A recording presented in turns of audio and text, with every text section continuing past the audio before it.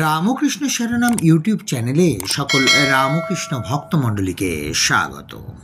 আজকের পাঠের বিষয় বৃদ্ধ দুর্গাচরণ, কিন্তু মায়ের কাছে এসে একেবারে যেন দুগ্ধপোষ্য শিশু। জননী শারদাং দেবীং রামকৃষ্ণম জগদ্গুরুম পাদপদ্মে তয়ো শ্রিত্বা প্রণমামি মুহুর্মুহ। বেলুড়ে আবার ফিরে এসেছেন শ্রী শ্রী মা। ভক্তরা দলে দলে তাঁকে দেখতে আসছে। বড় বিরক্ত করে মাকে তারা। তাই নিয়ম করে দেওয়া হলো সব সময় মার সঙ্গে দেখা করতে দেওয়া হবে না। একদিন সেই অসময়ে এলেন নাগ মশাই, সাধু দুর্গাচরণ নাগ। জীর্ণ শীর্ণ শরীর, ভালো করে চলতে পর্যন্ত পারেন না। কাঁপতে কাঁপতে ওঠেন সিঁড়ি দিয়ে। তবু মাকে তাঁর দেখা চাই। মার প্রতি তাঁর অসীম ভক্তি। মা একদিন তাকে প্রসাদ দিয়েছিলেন শুকনো শাল পাতায়। ভক্তির আতিশয্যে শাল পাতা শুদ্ধ খেয়ে ফেললেন দুর্গাচরণ মশাই। সেই দুর্গাচরণকে মা একদিন একটি কাপড় দিয়েছিলেন। দুর্গাচরণের কি আনন্দ! কাপড়টি পাগড়ি করে মাথায় জড়ালেন। তারপর নাচতে লাগলেন ধেই ধেই করে, বলতে লাগলেন, বাপের চেয়ে মা দয়াল, বাপের চেয়ে মা দয়াল। মাকে যেদিন প্রথম দেখতে এসেছিলেন সেদিন ছিল একাদশী। কোনো পুরুষ ভক্তের সঙ্গেই মা সেদিন দেখা করেন না। তাই তাঁর সিঁড়িতে মাথা ঠুকে প্রণাম করে, ঝি চেঁচিয়ে নাম বলে দেয়, আর শ্রী মা মনে মনে তাদের আশীর্বাদ করেন।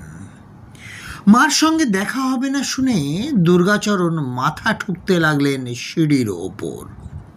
মাথা ঠোকার বিরাম নেই। মনে হলো এখনই বুঝি কপাল ফেটে রক্ত বেরোবে। পেছন থেকে স্বামীজিরা কত বারণ করছেন, তবু তাঁর হুঁশ নেই। ঝি চেঁচিয়ে বলল, মাগো, দুর্গাচরণ নাগ লোকটা কে? সে এত জোরে মাথা ঠুকে প্রণাম করছে, এখনই মাথা ফেটে যাবে।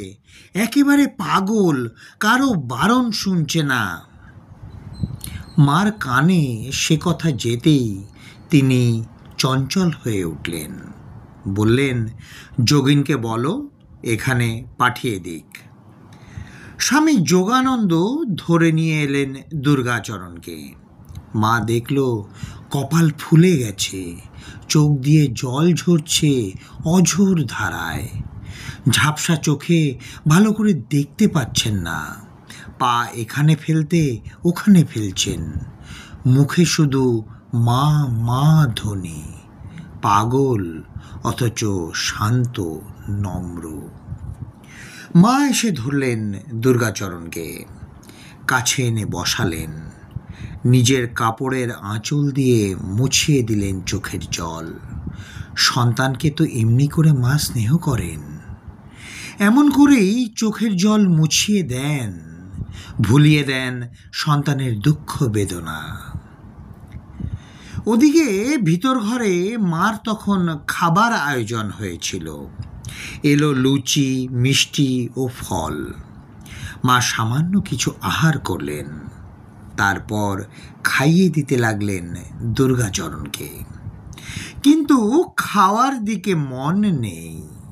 দুর্গাচরণের মুখে শুধু মা মা ডাক। মেয়ে ভক্তরা এগিয়ে এলো, বলল, এ কি ব্যাপার? তোমার খাওয়াই যে মাটি হয়ে যাবে আজ মা। লোক ডাকি, একে সরিয়ে নিয়ে যাক। শারদামণি বললেন, না না, থাক, একটু স্থির হোক। দুর্গাচরণের গায়ে মাথায় মা হাত বোলাতে লাগলেন। নাগ মহাশয় যা কিছু সঙ্গে এনেছিলেন তা আগেই নিবেদন করে দিয়েছেন মাকে। মা তা নিজে খেতে লাগলেন আর খাইয়ে দিতে লাগলেন ভক্ত সন্তানকে।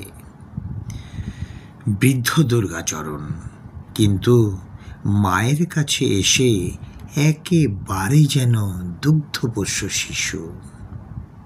আজকের পাঠের তথ্যসূত্র আমাদের মা শারদামণি, লেখক রবিদাস সাহা রায়। জয় মা শারদা, জয় মা শারদা, জয় মা শারদা। জয় ঠাকুর রামকৃষ্ণ পরমহংসদেব, জয় স্বামী বিবেকানন্দ মহারাজ।